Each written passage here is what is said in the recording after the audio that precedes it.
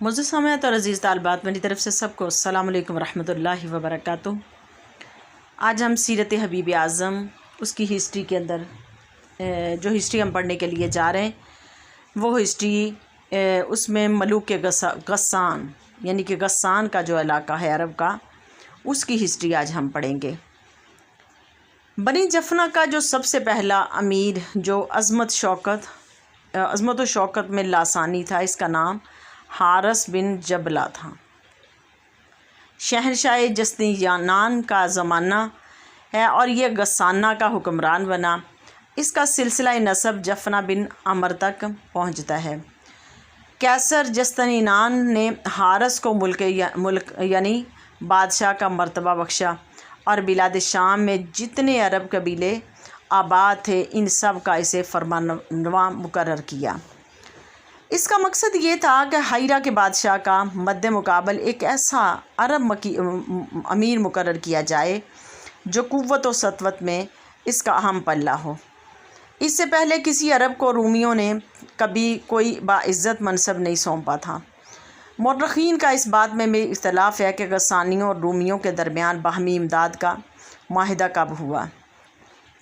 معاہدہ یہ تھا کہ اگر غسانیوں سے عرب جنگ کریں گے تو رومی 30-40 ہزار کے لشکر سمیت ان کی امداد کریں گے، اور ان کے عوض غسانیوں نے اس سے یہ معاہدہ کیا تھا کہ اگر ایرانیوں اور رومیوں میں جنگ چھڑی تو یہ اپنے 20,000 جنگجو بہادر کے ساتھ رومیوں کی امداد کریں گے۔ حارث غسانی اور منظر امیر ہیرا یعنی ہیرا کا جو بادشاہ تھا، اس کے درمیان اس علاقے میں جھگڑا شروع ہو گیا اور اس راستے کے دونوں طرف تھے، اور جو تدمر سے دمشق تک، اور 541 میں جنگ شروع ہوئی۔ 544 میں یہ لڑائی ہوئی اور اس جنگ میں حارث کو ایک لڑکے کو منظر نے جنگی قیدی بنا لیا، اور جنگ کا یہ سلسلہ جاری رہا یہاں تک کہ 554 میں حارث بن جبلہ نے اپنے مد مقابل کو شکست فاش دی اور مکمل کامیابی حاصل کر لی۔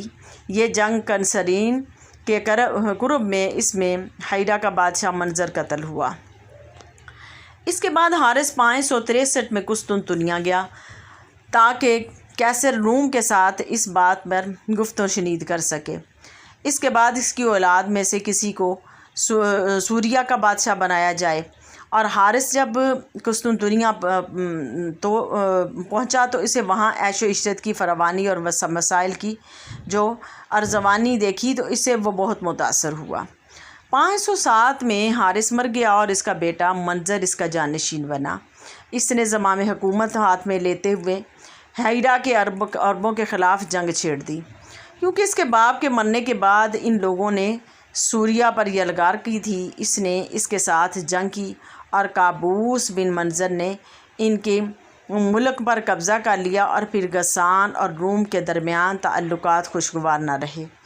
رومیوں نے 3 سال تک اس کی امداد سے ہاتھ کھینچے رکھا، اور ہیرا کے عربوں نے اس فرصت کو غنیمت سمجھا اور سوریہ پر حملہ کر دیا، اور رومیوں نے مجبور ہو کر پھر غسانیوں کی امداد شروع کر دی۔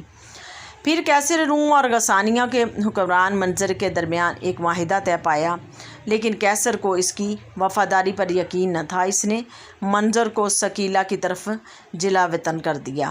منظر طویل عرصے تک جلا وطن رہا، جس کی وجہ سے اس کے چاروں بیٹے قیصر کے خلاف مشتعل ہو گئے اور انہوں نے رومی حکومت کے فرمانبرداری کا معاہدہ توڑ دیا۔ پھر وہ اپنے بڑے بھائی نعمان کی قیادت میں صحرا میں تک نکل گئے۔ جب بھی انہیں فرصت ملتی رومیوں کی مملکت پر شب خون مارتے اور حملہ کرتے، لیکن رومیوں کا قائد نعمان منظر کو گرفتار کرنے میں کامیاب ہو گیا۔ اس کی 583 میں قسطنطنیہ کی طرف ہاں کر لے گیا۔ یوں عربوں کا وحدت کا شیرازہ بکھر کر رہ گیا۔ جب منظر کو قسطنطنیہ لے جایا گیا تو ہر قبیلہ نے اپنے الگ الگ سردار مقرر کیے۔ بعض قبائل نے ایرانیوں کے ساتھ معاہدہ کر لیا، اور 613 میں ایرانیوں نے شام پر حملہ کیا اور بنی جفنا کی حکومت کو ہمیشہ کے لیے ختم کر دیا، اور ان کے بعض عمرہ بلاد روم میں یعنی کہ روم کے شہر میں بھاگ کر چلے گئے، اور پھر وہاں صحراؤں میں جا کر انہیں پناہ لے لی۔ ایرانیوں کے رعب سے شامیوں کے دل بھی کانپ اٹھے، اور انہوں نے رومی حکام کو وہاں سے نکال دیا، لیکن 628 میں پھر رومی اور ایرانیوں پر غالب آ گئے اور انہوں نے شام کے کھوئے ہوئے علاقے واپس لے لیے۔ ہمارے پاس اس بات کا کوئی ثبوت نہیں کہ ہرقل نے شام کو فتح کرنے کے بعد بنی جفنہ کے کس امیر کو شام کا ولی مقرر کیا۔ البتہ یہ حقیقت ہے کہ غسانیوں نے رومیوں کے ساتھ مل کر مسلمانوں کی بڑی شد و مد سے مقابلہ کیا، اور ان کا آخری بادشاہ جبلہ بن اہم تھا، اور حضرت فاروق اعظم کے زمانے میں شکست کھانے کے بعد اس نے اسلام قبول کیا، لیکن پھر وہ مرتد ہو گیا اور اپنے وطن چھوڑ کر قسطنطنیہ میں جا کر سکونت اختیار کر لی۔